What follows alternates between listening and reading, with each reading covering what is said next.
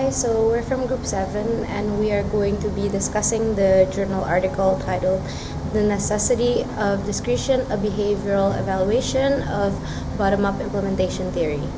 So, discretion itself could be defined as the freedom to decide what should or shouldn't be done in a certain situation. Then we also have powerfulness, which refers to the perceived degree of influence frontline workers think they have in shaping and influencing policies. So the last important terminology to look into is meaningfulness. So meaningfulness actually concerns with the perception of frontline workers over the policies. Now we're going to be talking about the hypothesis that this paper has, and there are three in total. So the first one is that to motivate frontline workers into implementing policies, they need to perceive that they have powerfulness to influence.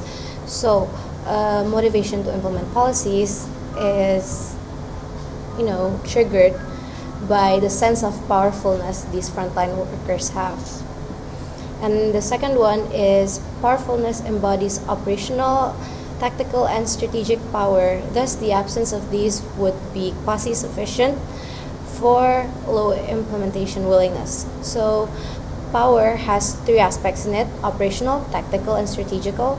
And so, without the three of them, if it's incomplete, it would result in low implementation willingness from the frontline workers.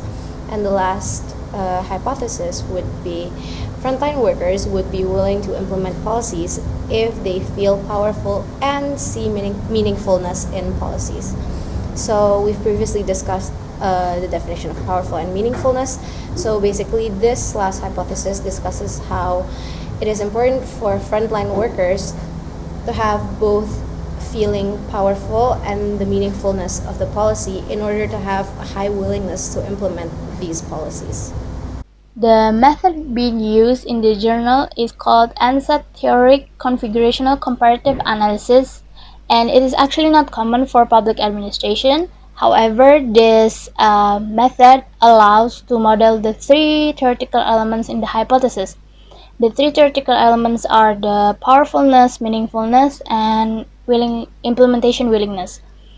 Furthermore, cases are arranged into fuzzy sets to identify the degree of frontline workers' perception presence. And for measures, 5-point Likert scales are utilized. And moreover, indicators variables are then divided into set members, and the score of the set members determine whether they are in set or out of set. In addition to that, as mentioned earlier before, the cases are arranged into fuzzy sets to identify the degree of frontline workers' perception presence. So if the fuzzy value is 1, it means the frontline workers' perceptions are fully present. While if the fuzzy value is 0, it means the frontline workers' perception are fully absent. However, on the other hand, if the fuzzy value is 0.5, it has two possibilities. So if the fuzzy value is less than 0.5, it means it has low implementation willingness. And if the fuzzy value is higher than 0.5, it means it has higher implementation willingness. I will talk about the results. The hypothesis shows descriptive statistics for additional information.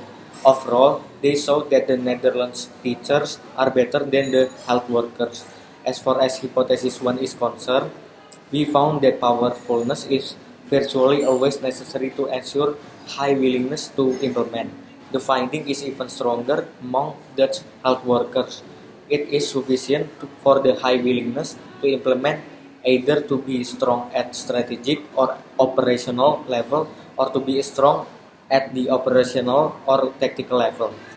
However, the hypothesis is also limited to circumstances regardless of the type of strength, society, and customer significance should usually be present in the educational sector.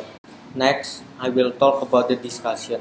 The principal conclusion of the study is that the perceived discretion is an almost necessary condition for a high degree of readiness to implement. This corresponds with Herzberg's theory of motivation and suggests that perceived discretion will have a motivating effect. Primary employees must feel that they can influence policy, which is a necessary condition. Second, the hypothesis radical flip side of the first interpretation has been found to have mixed evidence. To conclude our summary of this article, frontline workers do need to participate in and influence public policy in order to build their sense of willingness to implement them. This is concerned with their feeling of powerfulness. But again, powerfulness is not enough to build a sense of willingness. They also need to have a feeling of meaningfulness in the policies that they're going to implement.